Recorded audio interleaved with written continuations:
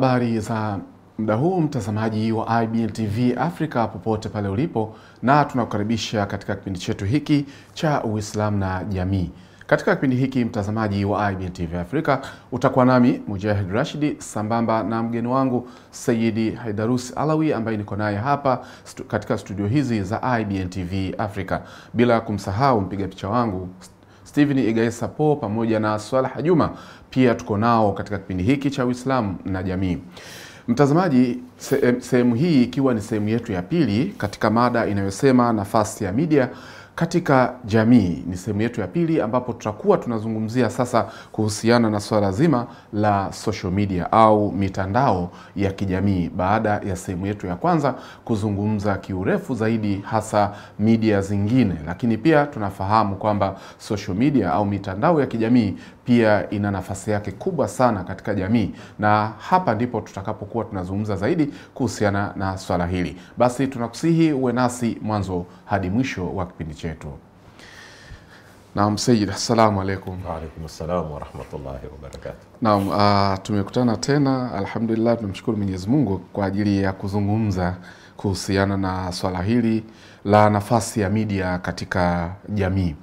Saidi, katika kipindi kilichopita tumeweza kuzungumza mambo muhimu sana na tumeona michango ya media, lakini pia tumeona namna gani media inavyoweza kutumika katika kubomoa pengine jamii na kadhalika.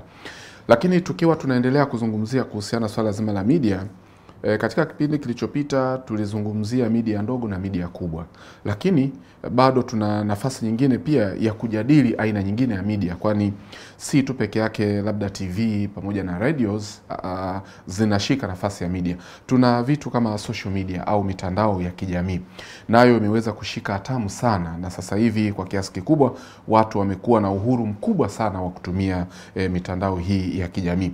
Pengine Saidi, nikupe tu nafasi ya kuweza sasa kuzungumzia kiundani zaidi matumizi ambayo yanatumika kama ambavyo tumejadili upande ule wa awali, kwa upande wa mitandao ya kijamii, nayo nafasi yake katika jamii pia na matumizi yake ikoje? Bismillahirrahmanirrahim. Alhamdulillahi rabbil alamin. Wa sallallahu ala sayyidina Muhammadin wa alihi at-tayyibin at-tahirin wa ashabihi al-muntajabin wa ba'd. Nafikiri tutarudi kwanza pale pale kimsingi tulipoanza napo, kwamba mawasiliano ni kitu kilisuhubiana na mwanadamu tangu wa kwanza, na kikaendelea na kitaendelea naye mpaka mwisho wa ulimwengu. Na kama vile mwanadamu aliboresha maisha yake na katika jinsi ya mambo yake yanayoambatana na maisha yake, sawa katika nyanja za kiukulima, katika nyanja za kiusafiri na mpaka katika nyanja za kimawasiliano, lakini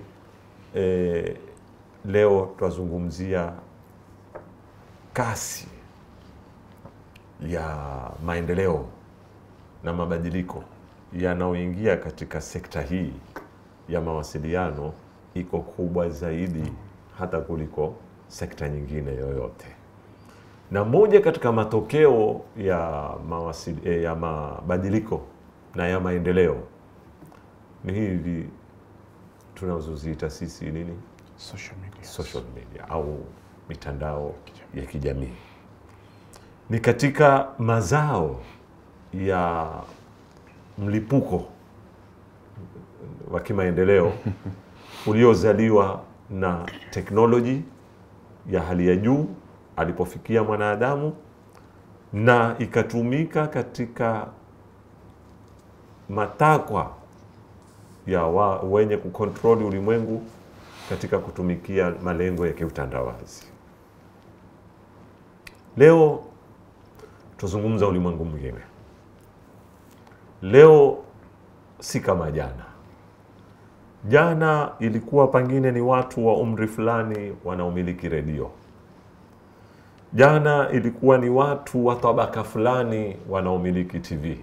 Mimi nakumbuka kwetu Lamu kidogo tulisimama hapa katika miaka ya 80 mpaka kufika 88, 89 kuja mbele. Ilikuwa katika mji mzima nyumba zenye TV na video nafikiri ni 5 kama sikukosea. Mji mzima. Mpaka inaekwa program. Ninakumbuka sisi vijana tulikuwa siku ya Alhamisi au Ijumaa vile hatuendi chuoni.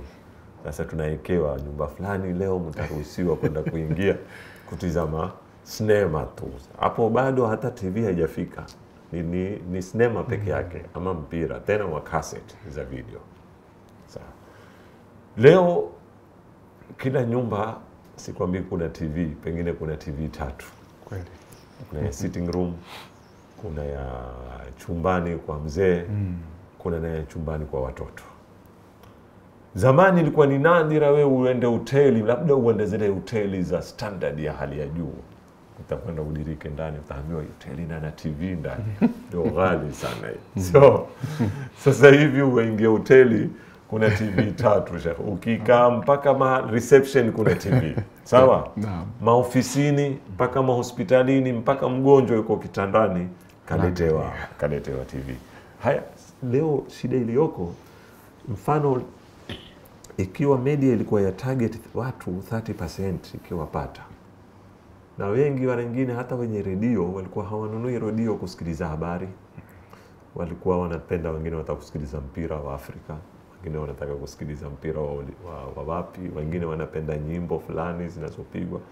Lakini leo nini yapanuka? Sasa imefika wakati kuja kwenye social media, imekuwa sasa na kila mtu amebebana katika mkono wake. Sasa inakufuata 24 hours. Leo wewe ukilala, sisi Waislamu unapiga shahada, ukiamka unataka kumshukuru Mungu. Siku hizi ukilala unazima simu, ukiamka kitu cha kwanza unaangalia simu, kuna miss call ngapi, kuna message ngapi zimeingia, kuna WhatsApp, kuna nini, sio? Ni kweli. Kusema ule ukweli, haya ni maendeleo, hatuwezi kuyakataa, kitu cha kwanza. Lakini tatizo tu walioko nyuma ya haya maendeleo wanayatumia pia kwa malengo yao ya kiupapa, kwa malengo yao ya kiuchumi pia na ya kibiashara, kwa sababu mara nyingi pia tumefanywa ni biashara zaidi kuwa ni mitandao. Sababu sisi tunatengenezea watu mabilioni ya pesa. Mimi nimezungumza mambo haya mara nyingi. Utakuta leo kuna tabia fulani sijui wanatutengenezea haswa.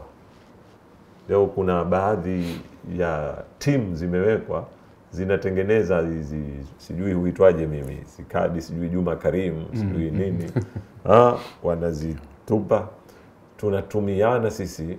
Ukishtuka wao kwa siku ile ya Juma kuanzia asubuhi mpaka saa 6 wametengeneza mamilioni ya pesa. Kwa kila ukituma ile moja unatumia shilingi moja, wewe huwezi kutambua. Lakini ni sharrun la budda minhu, Waarabu wasema. Ni shari isiokuwa na budi. Au si shari, tunasema ni kisu kinachokata kuwili. Upande huu na upande huu kinakata. Upande huu kina faida zake na upande huu kina athari zake, na athari zake ziko aina nyingi, nafikiri tutakuja kuzizungumza nafasi ikiwa imetukundukia. Asante sana Saidi kwa maelezo hayo. Sasa hapa kuna kitu ambacho ni kweli athari ni muhimu, tutazungumza. Kabla ya athari kuna kitu kinaitwa uhuru, tuseme, wa habari. Upande huu wa mitandao ya kijamii, Saidi, umeonekana ni upande wenye uhuru zaidi. Kwa maana mimi nikishamiliki simu yangu, nikiona tukio, napiga picha, tayari na tunaituma, hiyo inaonekana. Nikupe tu mfano mdogo. Hivi karibuni kulikuwa na tukio hapa kwetu Tanzania, sehemu za Morogoro, kulikuwa na watu wamefariki wengi sana kwa ajali ya tenki ya mafuta. Nusu saa baada ya ile ajali kutokea, tumeshuhudia kwenye mitandao ya kijamii picha za kutisha sana ambazo zilitumwa na watu wameonekana wakiwa wameungua. Kawaida, kimaadili, picha kama zile zinaogopesha, si za kuzitupa sehemu kama hiyo. Lakini kutokana na uhuru huu wa matumizi ya mitandao ya kijamii, imeonekana kila mmoja ana uwezo wa kufanya analoweza kufanya.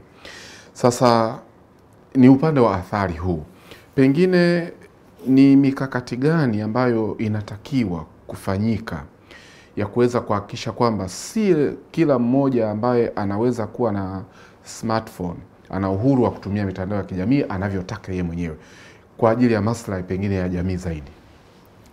Wajua kuna pande mbili hapa. Naam. Kuna upande wa kwanza ni wale wanaomiliki hii technology na ambao wana uwezo wa kuicontrol. Nyinyi watu wa media, sawa iwe ni gazeti ama ni redio ama ni TV ama nyingine, kuna process ya kuanzisha. Huwezi kuamka tu wewe ukafunga maantena na nini ukaanza redio. Sio, una apply, alafu nyinyi muna sijui majina yake zinazoitwa, lakini nyinyi muna sheria inayohukumu na kutoka kwenye Wizara ya Utangazaji katika kila nchi. Pia kuna na sheria za kimataifa pia zinahukumu. Muna limit ni kitu gani mnaweza kukisema, ni kitu gani hamwezi kukisema. Ama nimekosea? Sahihi kabisa. Na mara nyingi mkikiuka zifungu za kisheria ambazo zina Waarabu wanasema raqaba, nyinyi mko tahta raqaba, mko chini ya ufuatiliaji na wizara na kuna wahusika. Shida kubwa utakuta mimi nikitaka kujisajili leo kwenye Facebook au mimi nikitaka kujisajili leo kwenye Twitter, yani mimi nafungua redio yangu. Okay, kwa udogo ima nafungua redio ama nafungua gazeti ama nini, lakini mimi leo mujarrad wa kujisajili nimekuwa na page yangu kwenye Twitter, mimi nimekuwa na media yangu. Je, kuna makubaliano gani na sheria gani na sharti gani pale zitawekwa za kunicontrol mimi niweke ama nisiweke? Umenifahamu? Sasa siku hizi wao shida ya mabopari ikiwa mambo hayajawagusa wao yanawadhuru nyinyi, lakini bora wao biashara yao inakwenda uzuri, wanawatia. Leo utakuta ukiweka picha fulani kwenye baadhi ya mitandao, kama hawaitaki haipiti muda inafutwa, inakuwa blocked. Kweli. Umenifahamu? Lakini wana block zile wanazozitaka wao. Wana block zile ambazo zinadhuru maslahi yao na itikadi yao. Hizi nyingine nyinyi shauri yenu. Sasa hili ni tatizo la kwanza. Wao wanaweza kuimiliki hii mitandao na kucontrol kipi kitumwe, kipi kisitumwe. Wana uwezo wa kuweka, lakini hawaweki. Upande wa pili ni sisi watu. Hapa pia mimi nataka kuchukua fursa kutoa nasaha. Naam. Sio wewe ukishakuwa na mtandao wa social media, sawa iwe ni Facebook, ni Twitter, ni Instagram, kwamba wewe waweza kujipa uhuru wa kujitumia kila kitu. Hii ni tatizo kubwa. Kwa sababu kama wewe uko na mkeo, uko na watoto wako, uko na dada zako, wewe mwenyewe una picha ndani ya simu yako, huwezi kukubali watoto wako wazione. Kwa nini wakubali watoto wa wenzako waone? Kwa sababu ule ni ulimwengu ulio wazi. Kama unavyoweka ile picha, ujue kuna mtu wa miaka 70 anaiona ile picha, kuna mtu wa miaka 60, kuna 70 mpaka mtoto wa miaka 10. Kuna mwanamke, kuna mwanamume, kuna akhawati, kuna nini. Sasa hizi ni tabia zinahitajika kuelimishwa jamii yetu. Na ndio mimi mara nyingi nilisema kuna haja ya kuwa na warsha za kufuatana, na katika taasisi mbalimbali, hata nyinyi kama IBN muwe na vikao mbalimbali kuwaelimisha vijana wetu wa leo kwamba hii teknolojia imekuja na hii itasuhubiana na maisha yenu, na kila mkiendelea itazidi kuwa kubwa zaidi. Je, tumewaandaa watoto wetu kiasi gani katika mambo kama haya?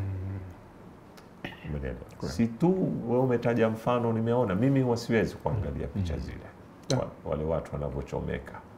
Umeelewa? Kuna mambo mengine mfano hayahitajiki kuelezwa kwenye mitandao, ni matatizo ya kumtaani. Mfano mtu anakosana na mke na mume wanakosana, wewe unatoka unapiga picha unaweka kwenye Facebook, sijui umenifahamu? Kuna mambo mengine, tusiangalie picha za kutisha, kuna mambo mengine unaufanyia munkar propaganda. Wewe unaona unakataza munkar.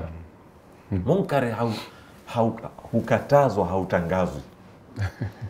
Hapa kiasi kikubwa sana mimi napenda leo kutoa message hii.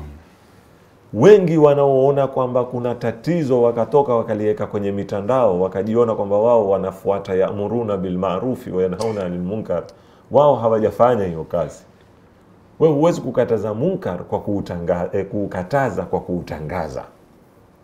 Mtu amefanya kosa, ameiba, nakhtalifiana na mambo haya. Mtu ameiba, mumemshika, sio mumpige mapicha mumweke kwenye mitandao. Kweli. Umenielewa? Nyinyi mnamuona yeye tu mkosa. Pengine mtu yule ana watoto, psychological wale watoto wake kila asubuhi wakiamka wanamuona baba yao anatandikwa kwenye mitandao na anatangazwa na wenye kuingia kumtusi na nini. Wale watoto wa miaka 5, 6, 7 mpaka 10 wana makosa gani wale? Je, mnaweza kuzifikiria athari za kisaikolojia na za kijamii zitakazo kuendelea na wale watoto mpaka kesho wawe wahalifu? Wale automatic watatengeneza hisia ya kuitukia jamii ile. Itatengeneza maradhi ya kisaikolojia yanaitwa uqdatul haqara. Kutukia na waweza mara nyingi ikawapelekea mpaka wakawa wahalifu na wakafanya mambo ambayo hayaeleweki katika ile jamii. Sasa hizi calculation sisi hatuzipigi. Utakuta ati ni ushujaa sana, sijui fulani kaingia msikitini kaiba viatu, sisi tumchukua twamuweka, sijui apatiwa bakuli la pilipili. Pole, mambo mengine mimi sikubaliani nayo. Apatiwa bakuli la pilipili, alafu jamaa ameketi na simu yuamrekodi, alafu yuwairusha katika mitandao. Yule mtu ana madada zake, yule mtu ana nini. Wewe waweza kudestroy family mzima kwa sababu wewe waona wewe wakataza munkar. Munkar ukatazwi. Sijui umenielewa? Usije tu kwenye masala ya picha za kutisha. Kweli. Kuna matatizo makubwa sana ya kijamii. Leo wanawake wengi wamekuwa wanalalamika sasa hivi kuhusu harusi. Kuna mwanamke yeye kwake si problem akijipiga picha akijiweka kwenye mitandao. Amevaa hijabu, hakuvaa hijabu, yeye mwenyewe yuko free. Ono ni uamuzi wake. Lakini usipige wengine. Sasa leo unakuta mtu ameenda harusini, yeye mwenyewe hakujipiga picha wala hakuweka picha yake kwenye mitandao, hata profile yake hajaweka picha yake. Mwingine amejitukulia picha hivi ama clip fulani, kumetokezea watu wengine bila ya kujali, ameweka, amesababisha talaka kwenye majumba, amevunja familia. Sasa utakuta hatuwezi kuketi tukatagua hii picha niiweke mimi, hii picha ni yangu, lakini background huku nyuma kuntokea sura za watu wengine na hawako katika hali ya stara ya kisawasawa. Je, mimi naruhusika kuiweka picha hii kidini kabla ya kuja kwenye kanuni za kimitandao, ama siruhusiki? Ama mtu ameingia mahali watu wamekaa, kama ukiona baadhi ya clip, anakula miraa, ni makosa mfano, anakula miraa wana nini, wale wanafanya maasia kwa siri wenyewe. Wapiga clip wenda kuweka kwenye mitandao. Unajidai kwamba wewe unataka kuondosha munkar. Munkar hauondoshi hivi. Bali Qur'ani imetukataza mambo haya. Alladhina yuhibbuna an tashia al-fahisha. Wale wanaopenda kutangaza mabaya ni watu wabaya sana katika Qur'ani wameshambuliwa. Sasa haya yote ni katika kunakuwa na athari za kijamii, kunakuwa na athari za kisaikolojia na mambo mengi mbalimbali. Asante sana. Mtazamaji wa IBN TV Africa, kama ndo kwanza unaungana nasi, kipindi hewani ni Uislamu na Jamii. Niko hapa na Sayyidi Aidarus Alawi tukiwa tunazungumzia swala zima la nafasi ya media katika jamii zetu. Naam, Sayyidi, umeweza kumkumbusha mtazamaji kitu cha msingi sana, kwamba si tu kuangalia zile picha pengine ambazo ni za kutisha, lakini kumbe kila ambacho tunamfanyia yule kama yule kinawezaje kuathiri jamii ambayo imemzunguka. Na kweli athari yake inaweza kuwa ni kubwa, ambayo sisi hatutaweza kuiwaza hii athari. Sasa hali imekuwa ni mbaya sana katika matumizi haya ya mitandao ya kijamii. Bila shaka unakuta kila mmoja anafanya vile anavyoweza kufanya. Pengine umkumbushe mtazamaji madhara haya ya kutumia mitandao ya kijamii vibaya kama ambavyo wanatumia sasa hivi. Kitu cha kwanza napenda kumkumbusha mtumiaji wa mitandao hii amweke Mungu mbele yake. Sisi tunaweza kufikiria tu maasia ni kumtusi mtu, ni kumpiga mtu, ni kumdhulumu mtu, ni kumnyang'anya mtu, lakini hatujafikiria kwamba pale unachokiandika, unachokituma utakwenda kuhesabiwa mbele ya Mwenyezi Mungu Subhanahu wa Ta'ala. Huu ni msingi wa kwanza, ni kwamba kinachotoka kwenye mdomo wangu, kinachoandikwa na mkono wangu, kinachopostiwa na simu yangu, kwamba hizi zote zitakuweko katika hisabu ya Qiyama. Hii ni nukta muhimu sana ambayo mtu, sababu sisi kama tumeuona ule wenyewe wanauita ni alamun iftiradhi, yani ni kama si ulimwengu wa kikweli. Kwa hivyo kama mambo yake si ya kikweli yani kule, lakini katika hisabu ya akhira ni mambo ya kikweli. Mfano, mimi leo nimekuta kwa baadhi ya watu, mimi nachukua picha ya binti na mweka kwenye mtandao. Ni nani wangu yule? Kwanza tujalie ni dadangu, ninao ruhusa ile mimi ya kumuonesha yeye. Sasa madhambi yote yatakayokupatikana kupitia picha ile, mimi ndio nitahamali masuhulia. Umeelewa? Sasa kitu cha kwanza ni kumeza kwa watumiaji wa mitandao hii imani ya kwamba dini inatufuatilia pia kwenye mambo haya, si katika kuswali tu na kufunga na nini, mpaka katika mitandao yetu. Pili ni kuwafahamisha watu. Mimi naamini watu wengi waweza kuwa hawaelewi. Mtu aweza kufanya kitu yeye aona yeye ndio aiwajenga. Umeelewa? Ni kujaribu kuwafahamisha watu athari za kijamii. Mfano, mtu ajiulize swala hili, wakati yeye anapoingia katika mitandao kushangilia kuna mtu ni mwizi ama sijui kafanya jambo fulani, ajiulize lao alikuwa ni baba yake yule, angehisi vipi yeye kuona kila anapopita kumebandikwa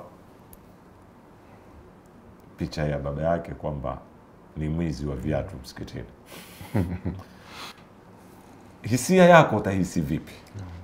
Na hadithi katika Uislamu inatuambia siku zote hakuna kipimo bora cha kujua linalofaa kufanywa na lisilofaa kufanywa kama nafsi yako.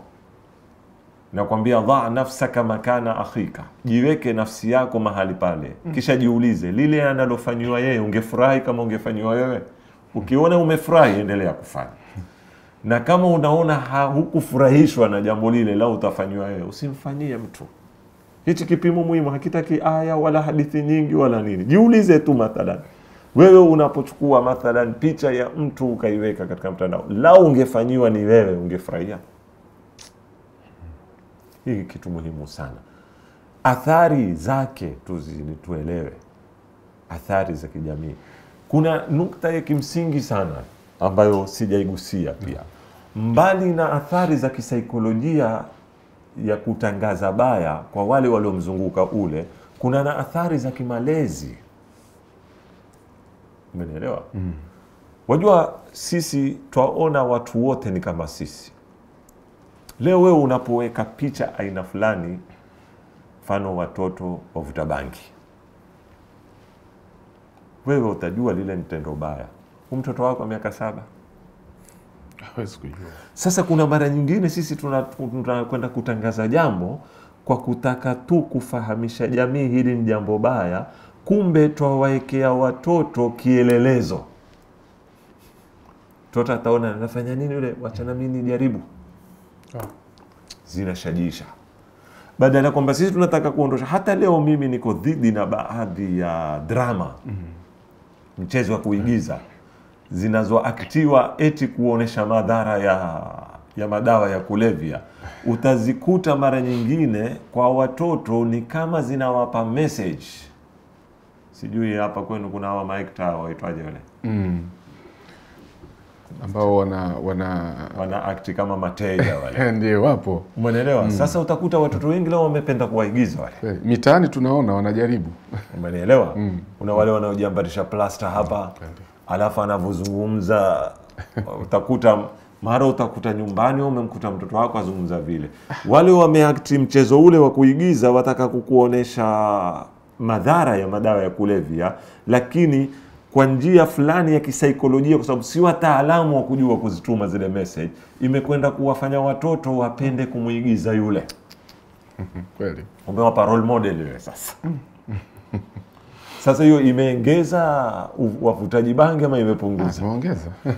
Sasa kitu kama hiko ni muhimu sana tukipigie hesabu.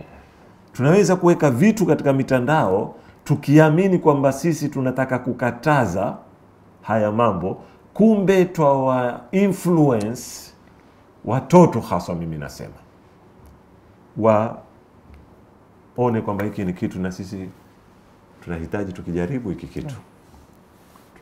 Tunahitaji tukifanya hiki kitu kwa sababu ya matatizo kama haya. Sasa kuna haja sana, na ndio mimi narudia, siwezi kusema kila kitu hapa. Kuna haja sana kuwe na utaziita warsha, programs za kuendelea, na mara nyingine program kama hizi pia sio tu aweko shekhe, kuweko mtaalamu wa kijamii, mtaalamu wa kisaikolojia, vijana baadhi washiriki na wao waeleze maoni yao, kwena meza duara ambayo itahusisha mfano kila pembe, kila tabaka ya watu, kuweko kiongozi wa dini, mtaalamu wa kijamii, mtaalamu wa kisaikolojia, mtaalamu wa kimalezi, awe atuambie mtoto katika miaka fulani anavyopokea message. Wajua sisi tuwaona, mimi ninavyozungumza na wewe sasa hivi, unavyosikia wewe ndivyo anavyosikia mtoto wa miaka 10. Mtoto wa miaka 10 aweza anazisikia zitu kinyume na wewe unavyozisikia wewe. Sasa ile message mimi ninapoiweka kwenye Facebook, mimi nasahau kwamba hapa kuna mtoto wa miaka 10, kuna mtoto wa miaka 20. Mtoto wa miaka 10 ataipokea vipi? Hapa ndipo mahala tunapokosa sisi. Na vita. Haya. Hiyo ni katika athari. Athari nyingine moja ambayo inatuhusu sisi Waislamu zaidi. Hizi nyingine zinahusu watu wote kwa jumla. Mitandao ya kijamii imekuwa yachangia kiasi kikubwa mipasuko, kwa sababu kama ulivyosema wewe, sasa huku kuna professional ninyi katika TV, katika radio, alafu muna muongozo wa wizara unawaongoza kipi kitasemwa, kipi hakisemwi, kipi kitatumwa, kipi hakitumwi, na kikitumwa kitumwe vipi. Wana upande. Sasa ndio na upande wa dini. Sasa pia katika dini kuna mwongozo. Lipi husemwa la dini, lipi halisemwi, lipi ni nani ana qualify kulisema hivi. Leo watu wote wamekuwa mufti. Wasemaje? Allahu Akbar. Mtu yeye akishakumiliki page yake ya Facebook ama Twitter, amekuwa ni spokesman wa dini shaka. Anajizungumzia mambo tu. Tunahalalisha, tukiharamisha. Tunakwenda kuchukua vitu katika vitabu, tunaweka katika mitandao, vinatia kasumba sasa. Na zinaleta moto wa chuki na fitna. Leo imekuwa sisemi yote, asilimia kubwa sana katika mitandao yetu ya kidini, hususan zile peji zinazopewa majina ya kidini. Sasa manake ukiingia katika hii mitandao utakuta kuna peji kadha wa kadha zina majina ya kidini, sijui Uislamu halisi, sijui nini. Ukiingia hapo ndani ni matusi na kutukanana na kutoana kwenye dini na kuengeza mipasuko, ambapo leo ilikuwa twatosheka na hii mipasuko ilionayo. Mitandao ya kijamii imekuja kutumaliza hapo. Sasa pia haya ni mambo yanahitaji mwongozo. Ni nani tazungumza na ni nani hazungumza? Sahihi. Saidi, hiki ambacho unakizungumza hapa mwishoni tumekishuhudia hata sisi wenyewe hivi karibuni tu kwenye page yetu. Mambo mengi yamejitokeza hapo, lakini tukaona bora tuyaache haya mambo, tusiyazidishe. Lakini watu wamekuwa na uhuru mkubwa sana wa kuweza kuleta mipasuko, na hasa kama ulivyosema kwenye hizi peji ambazo zina anwani ya Uislamu. Kwa kweli yanayoingia humo ndani sio yale ambayo yamepewa ile anwani ya juu. Imekuwa ni mpasuko, watu tunashambuliana. Kama fikra zangu Saidi uzifuati, basi wewe ni kafiri. Kwa nini usifuate fikra zangu? Haya ndio ambayo yanaendelea katika mitandao yetu hii ambayo tumeipa anwani ya Kiislamu. Hatari zaidi basi, twajisahau kwamba zamani tulipokuwa tukigombana mitaani, mabarazani ama misikitini, ni sisi kwa sisi. Sisi tunasahau tuko kwenye ulimwengu wa wazi. Tusiangalie sisi tunavyotusiana, tuangalie wasiokuwa Waislamu wanavyotuona wapumbavu sisi sana. Sijui umenifahamu? Mimi nimesoma peji moja, Waislamu wanatukanana, ameingia Mkristo kuwasahihisha. Ameingia Mkristo akacomment, na akacomment kwa njia ya kejeli sana. Kwamba vipi nyinyi mmejisahau kiasi gani namna hili. Yani maneno siwezi kukunukulia. Aliyowaambia ni kwamba hii sio dini mnavyofanya nyinyi. Sasa sisi pia tunawajua, mara nyingine tunafikiri kama tunajibizana Manchester na Arsenal, kwamba tumekaa kijiweni tuko watu watano. Tunasahau kwamba wewe waandika kitu, mtu anakusoma wewe, Mtanzania, Mkenya, Mganda, Australia, Amerika, nini, kila mahali anakusoma wewe. Twakashifa aibu zetu. Yani tunajivua nguo, tunajionyesha kwamba tulikuwa wapumbavu, lakini alikuwa hamujui kiasi fulani ni wapumbavu. Lakini sasa hivi tunajaribu kuwaonesha upumbavu wetu level yake huko kiasi gani. Kweli. Ni kujivua nguo kwa watu. Utaona yeye atetea dini sana. Na wengi wanaokaa hivi unamkuta hata msikitini kuswali hakuenda, amekaa hivi atetea swala. Yuko kijiweni, yani mkuu mufti mkubwa. Allahu Akbar. Ya Allah. Ni tatizo. Allah tusaidie. Inshallah.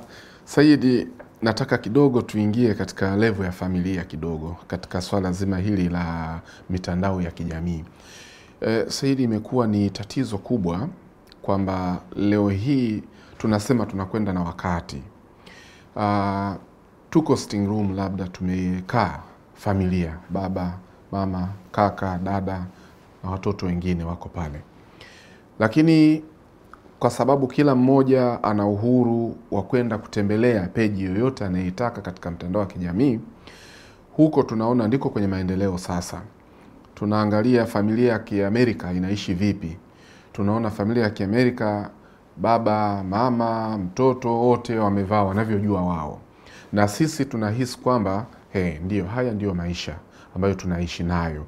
Na tumekop mambo haya, na tuko Tanzania lakini tunaishi hivyo. Tuko Kenya lakini tunaishi hivyo. Wakati sisi kama utamaduni wetu unahitaji mama labda avae kanga pale, lakini leo hatovaa ile kanga tena, hatavaa kitu kingine kwa sababu tu haya mambo tumeyakuta kwenye mitandao kwamba ni style ya maisha ya wenzetu, na sisi tunayakop tunayaleta hapa. Pengine hili nalo shekhe unaweza ukalizungumzia kwa namna ya kulikemea pia. Kwanza nasema narudi pale kwamba utandawazi uhakika wake ni mwingine na unavyotangazwa ni mwingine. Utandawazi lengo lake ni kuwaweka watu wote katika lifestyle ya fulani. Nikwambia tulitoka kwenye viazi vya karai tumeingia kwenye baga na machips. Tunatoka kwenye kanga tunaingia kwenye hayo unayoyataja. Sasa utakuta ni kwamba sisi tuwabadilishiwa maisha yetu, mila zetu, values zetu, desturi zote za Kiafrika za nini, kila taifa liko na mila zake, tupelekwa hivyo upande fulani. Upande mwingine kuwakataza na rudi pale pale hatuwezi hapa. Kwa hivyo tutengeneze wanaita almanaa, kinga. Umenielewa? Lazima tutengeneze kinga. Hatuwezi kuondosha maradhi, sio? Yapo. Haya maradhi tutapoteza wakati mkubwa kusema tunatafuta haya maradhi yasije tena. Kitu muhimu tunatengeneza nini? Kinga. Afrika tunaumia na malaria sisi miaka na miaka. Umenielewa? Tumepambana, huwezi kuiondosha malaria. Lakini tumetengeneza nini? Kinga. Tumeelimisha watu jinsi ya kulala kwenye neti. Na nini? Sasa hizi neti za kupambana na mbu wa malaria zitengenezwe na neti za kupambana na mbu wa mitandao. Sahihi. Sijui tumeelewana vizuri sana, na ni muhimu tuwe wazi kuwafahamisha watu na vijana kwamba tunapokwenda na matokeo yameanza. Ukiwa wafuatilia, ingia kwenye mitandao. Mimi ni mtu napenda sana kusoma hii mitandao inavyoendelea ndani. Hapa Tanzania na Kenya kuna grupu, napenda hili ni ulifanyia research inshallah. Kuna groups zinaitwa za kimapenzi, sijui ndoa, sijui nini, ziko majina tofauti kama zile za kidini. Mara nyingi utakuta hapa mtu anatuma posti kwamba wanaume wa zamani walikuwa hivi wapo tena leo. Mwingine anatuma posti, wanawake sio, kuna wanawake tena sasa hivi. Mwanamke zamani ukiingia nyumbani sijui anakufanya nini, sijui nini. Sasa ingia kwenye comment kisha baadhi yake. Usikie sote tunasema tunamlaumu mume wa leo na tunamlaumu mke wa leo. Katika kipindi tunachomlaumu mume wa leo na mke wa leo, tunashajiisha kuenda na mambo ya usasa. Tunajicontradict. Ndio. Tukisahau kwamba huo usasa ndio ulitupokonya yule mwanamke tunayemtafuta. Kweli kabisa. Na ndio ulitupongonya sisi mwanamume tunamtafuta. Kwa sababu wewe ule mwanamke unamtafuta wa zamani alikiwa na heshima, akijua jinsi ya kumlinda mume na kumwekea mume. Maana sikia mtu bwana, wanawake wa leo ukiingia unaambiwa bwana chakula chako kiko mezani. Sio? Ndio. Wanaoambiana chakula kiko mezani ni nani? Ni wa sasa. Wa sasa ndio. Upo. Sasa lazima tutague, tunataka usasa. Tusijidanganye. Huwezi wewe kuwa umejitengeneza kisasa, wataka kuwa wanaita modernity. Kisha utake mwanamke ule wa sigri. Ngumu. Ni ngumu. Sijui umenielewa vizuri sana. Sasa hapa tunajisahau sisi. Na moja katika kitu kilichotumika ni hii mitandao na media katika kutubadilisha sisi mitindo yetu ya kimaisha. Imetupeleka kwenye mitindo ya kizungu, lakini huku tunao na ule Uafrika. Sasa tumebaki, hii inaitwa double face sasa. Wataka kupata huduma za Kiafrika lakini mke wa kizungu. Wapi? Hakuna hiyo. Amua moja katika mawili. Kweli. Hatari kubwa. Asante sana. Sayyidi, bila shaka kuna mapambano makubwa sana ambayo au kuna mapinduzi ambayo yanatakiwa yaandaliwe tena kwa makusudi kabisa kuweza kuyapindua haya mambo ambayo yanaendelea katika mitandao ya kijamii. Lakini kama ambavyo unazungumza kwamba si rahisi sisi kwenda kutibu tena ugonjwa ambao tayari umeshakuwepo, bali tujaribu kutafuta kinga, kwa sababu ugonjwa huu upo. Hatuwezi kuzuia teknolojia, hatuwezi kuizuia mitandao ya kijamii, ipo, lakini tunajaribu kufanya kinga. Pengine kwa haraka Sayyidi, tunajua kwamba sisi tayari tumekushaingia katika hii mitandao na tuna generation inakuja, watoto. Pengine wao watakavyokuja, kasi itakuwa ni tofauti na hii ambayo iko leo inayotukuta sisi. Pengine kifanyike nini kuweza kunusuru hii generation ambayo inawezekana kesho watakuja kukuta kasi zaidi. Kama sasa hivi tunakwenda na spidi 20, wao watakuja na spidi 50, watakuta teknolojia iko katika kiasi hicho. Saidi, unadhani hawa watoto waandaliwe vipi ili kuja kupambana na kasi hii ambayo mbele yao tunaona inakuja kwa kasi zaidi? Mimi nitakuuliza swali moja. Naam. Mfano hapa jijini Dar es Salaam. Tuachane na mitandao sasa. Turudi mathalan miaka 20 iliyopita. Kuna makabila mangapi yanaishi hapa? Mengi. Mengi. Lengo langu si hisabu. Mengi. Kuna dini tofauti. Naam. Wewe leo waweza kutembea barabarani, ilikuwa hapo nyuma na mpaka sasa kiasi fulani. Utakutana na mwanamke amevaa hijab. Sahihi. Utakutana na mwanamke hakuvaa hijab. Utakutana kuna vazi la Kibohora. Utakutana kuna vazi la Kiswahili. Utakutana different cultures. Unaingia kwenye kampuni, unakutana na watu tofauti wanafanya. Mwingine amevaa, mwingine hakuvaa. Tuliishi hivyo kwa miaka, kwa nini hatukuambukizana? Naam. Nataka unifahamu message muhimu ninayokupa. Yule binti yako uliomlelea avae hijabu, ameenda shule, amekuta mtoto mwingine havai hijabu, akija hakubadilika. Huko nyuma. Ndio. Ametembea barabarani, ameona wengine wanavaa mini skirt, wengine wanavaa skin tight, wengine wanavaa hivi, na yeye amebaki na ile yake. Ambapo ile ni physical. Mitandao haiathiri kama inavyoathiri physical. Nini, umeelewa? Ni kipi kilichomlinda pale asiweze kuambukizwa mila na Mwafrika mwenzake? Hapa mimi sizungumzi kuadopt mambo ya kutoka Amerika. Nazungumza tuko Tanzania, nchi moja, Dar es Salaam, mji mmoja, tunaishi katika building. Flati hii waishi Mabohora, flati hii waishi Waswahili, flati hii waishi Waislamu, flati hii waishi Wakristo, na kuna pishana ngazini na kwenye lifti, yule kila mmoja amevaa kivyake.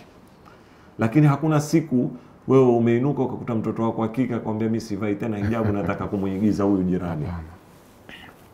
Umeelewa? Unakubaliana na mimi hapo? Sahihi. Sasa ikiwa tuliweza kumlinda huyu mtoto kiphysical asiathirike, kwa nini leo tunakubali anaathirika na mtu kutoka Amerika kwenye mitandao? Suala la kimsingi ni kipi kilifanyika pale kikalinda, ni kipi kimekosekana hapa kikakulinda? Sahihi. Hapo ndipo suala la kimsingi sana. Hapo ndio tunarudi kwenye basic. Sisi mara nyingi yakisha kuja matatizo, tunakwenda kuyatatua matatizo kwa kutumia mbinu zilotuletea matatizo.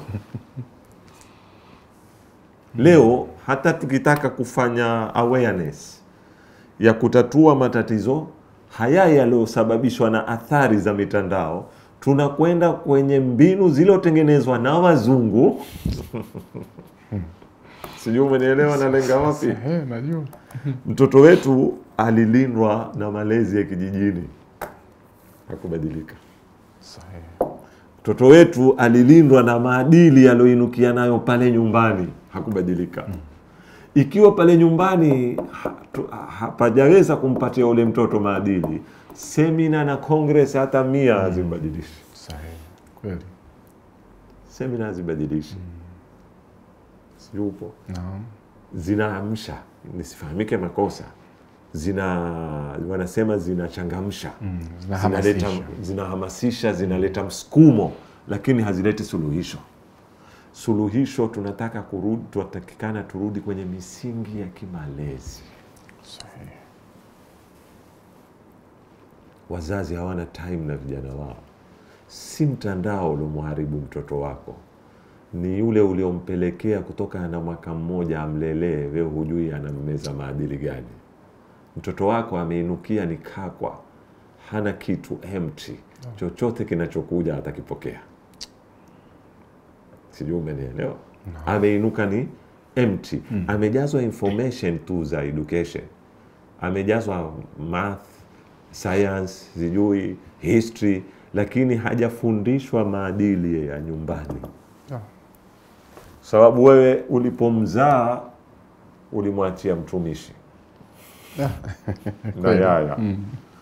Alipofika miaka mitatu ulimpeleka nasari. Mpaka alipomaliza primary ashasomeshwa na watu karibu 100. Wanatoka kwenye different. Wale hawamsomeshi maisha, wale wanamsomesha elimu. Lakini ulipokaa kula na yeye, ulipata nafasi ya kumfundisha jinsi sisi tukikaa kula twakaa vipi? Au alifundishwa na mitandao? Sijui umeelewa. No. Mulipokuwa makaa sitting room, mulikuwa na huo wakati wa kukaa sitting room kutoka wadogo, akakuona mama yake unavotoka na kanga kutoka kifungua na macho, ama yeye alikaa na mayaya akiwaona wavaa night dress. Alafu akifika miaka 13 ndio wewe wataka kubadilisha kila kitu. Haiwezekani. Too late. Haiwezekani. Too late. Nafikiri umenifahamu. Naam. Sasa bado tunapotafuta suluhisho sipo. Suluhisho tunataka kurudi kwenye misingi ya familia. Na sijasema wanawake wasifanye kazi wala nini, lakini manyanya wapo. Zamani ilikuwa mwanamke akishindwa kulea mtoto apeleke kwa mtumishi, anapelekwa kwa nyanyake. Anabaki kwenye same traditional. Ikiwa nyanya hayupo, anapekwa kwa dada mkubwa. Ikiwa dada mkubwa hayupo, anapelekwa kwa shangazi. Lakini hapelekwi kwa watu ambao hatujui wanawalea vipi. Watu wa baadhi ya nchi zilizoendelea zinakataa masala ya kupeleka mtoto nasari. Na baadhi ya nchi ni sheria, ni hatia kimpeleka mtoto nasari na miaka 3. Mtoto haruhusiwi kupelekwa shuleni mpaka amalize miaka 6-7. Tuarudi pale kwa Mtume. Upo vizuri sana. Tampaje wewe mtu kipindi cha miaka 7 ndio kipindi cha kumeza maadili kila kitu, unampatia mwingine akufanyie. Alafu wataka iwe yako.